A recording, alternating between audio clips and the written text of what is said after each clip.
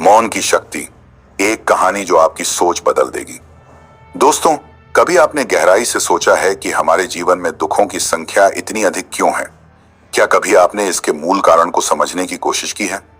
कई बार हमारी परेशानियों का असली कारण हमारी जुबान ही होती है, हमारा अधिक बोलना। जी हाँ, हम दिन भर कुछ ना कुछ बोलते रहते हैं, बिना सोचे बिना समझे।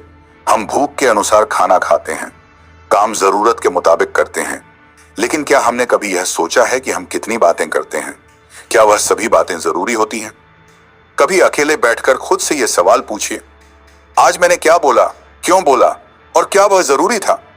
यकीन मानिए, आधे से ज्यादा झगड़े, क्लेश और गलतफहमियां सिर्फ इसलिए होती हैं क्योंकि हम चुप नहीं रह सकते।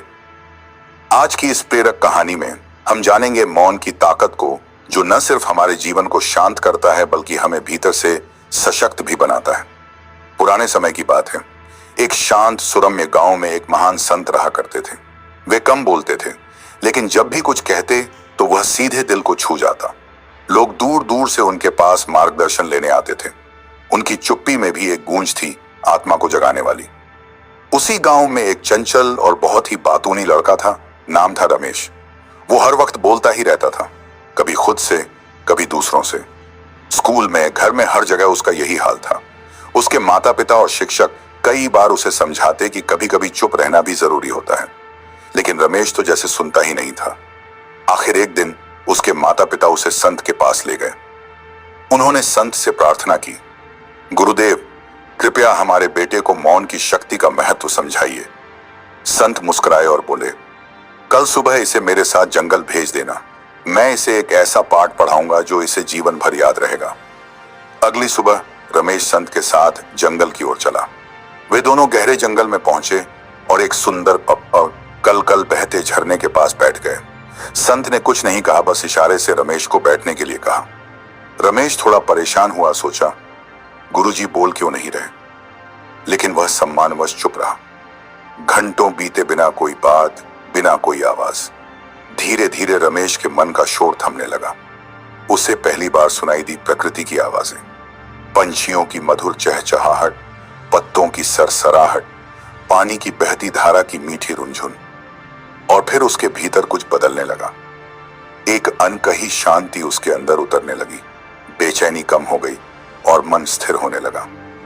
थोड़ी देर बाद संत ने पूछा, रमेश, आज तुमने क्या सीखा? रमेश ने झुककर कहा, गुरुजी, आज पहली बार एहसास हुआ कि मौन में भी एक आवाज होती है, एक ऐसी आवाज जो भीतर से सुनाई देती है। जब हम चुप होते हैं तभी हम खुद को सुन पाते हैं। संत मुस्कुराए और बोले, बिल्कुल, मौन तुम्हें तुम्हारे भीतर के सत्य से जोड़ता है। यह तुम्हारे विचारों को साफ करता है और आत्मा को स्थिर बनाता है। उस दिन से रमेश ने प्रतिदिन कुछ समय मौन में बिताना शुरू किया। धीरे धीरे वह अधिक संयमी, समझदार और शांत हो गया। उसकी बातें कम और प्रभावशाली हो गईं। उसने महसूस किया कि जब शब्द जरूरी हों तभी उनका उपयोग करना चाहिए, वरना मौन सबसे बड़ा उत्तर होता है।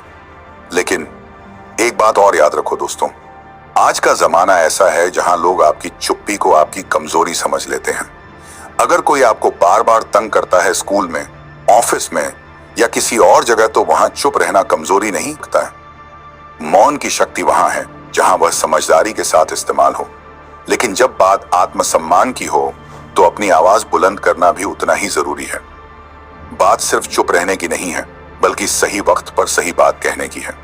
तो दोस्तों, आज की कहानी ने आपके मन को छुआ हो, कुछ नया सोचने पर मजबूर किया हो, तो इस वीडियो को लाइक जरूर करें और कमेंट में बताएं कि अगली बार हम कौन सा विषय लेकर आए।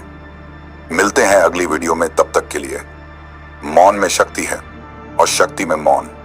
धन्यवाद।